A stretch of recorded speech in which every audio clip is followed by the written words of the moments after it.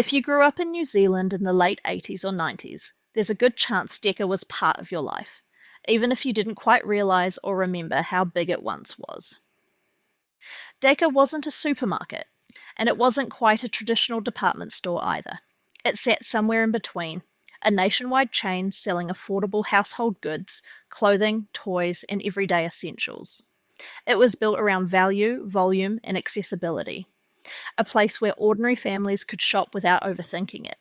And sometimes in small New Zealand towns, Deka was the only shop for miles.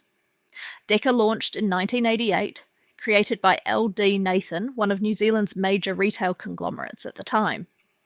The chain emerged during a period of major restructuring in New Zealand retail.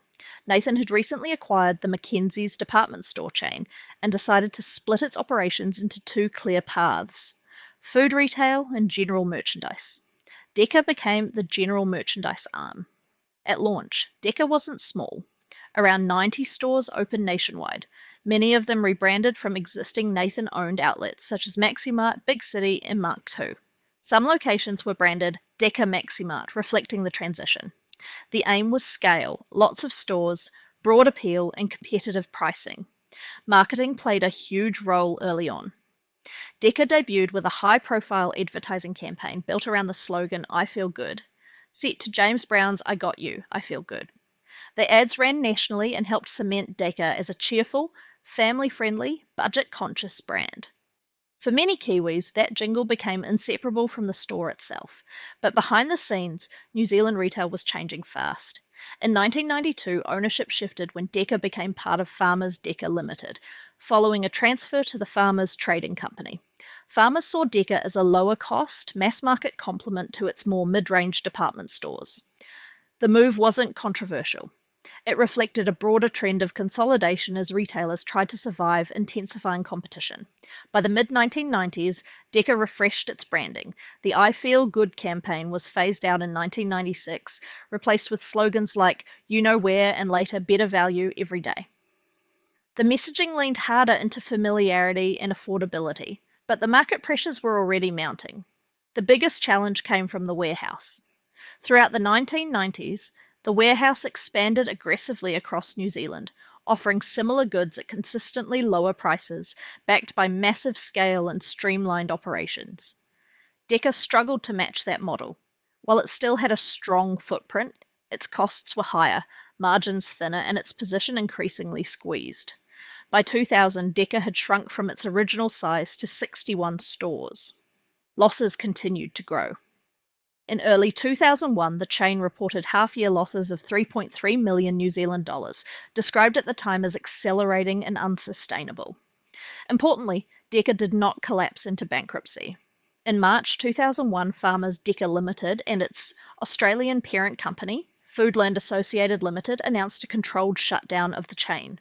The decision was framed as a strategic refocus on the stronger Farmers brand rather than a crisis response. Deka officially ceased trading on July 30th, 2001. Of the remaining 61 stores, 17 were converted into Farmers stores, mostly in regional locations. The remaining 43 stores closed permanently. There were no restarts, relaunches, or revivals. Once Deka closed, it stayed closed. The human impact was significant. The shutdown affected approximately 468 full-time and 947 part-time employees, around 1,415 jobs in total. Farmers did create roughly 400 new roles through store conversions and expansions, but many workers were still made redundant. Despite the scale, there were no documented strikes, protests, or major labour disputes. The process was handled through standard redundancy procedures under New Zealand employment law. Unlike many retail closures, Deka's end wasn't surrounded by scandal. There were no boardroom leaks, no executive controversies, and no public uprisings. Media coverage focused on job losses and the effect on smaller towns, but the closure itself was widely described as orderly and pragmatic. What Deka left behind was something harder to measure: nostalgia. For years after closure, remnants of the brand lingered. The most famous was a large Deka sign in Huntly, which remained standing well into the 2000s.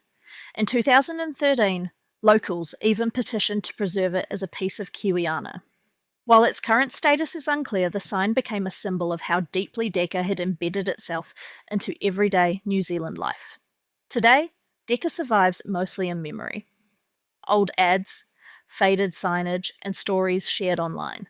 It stands as a snapshot of a specific era in New Zealand retail, when scale alone wasn't enough to survive, and when competition quietly reshaped the high streets of the country. Deka didn't fail monumentally. The truth is, it simply couldn't keep up. So, what do you think? Was Deka the main store in your town? And were you there when they transitioned to Farmers? Or something else? Let us know in the comments, and as always, stay curious.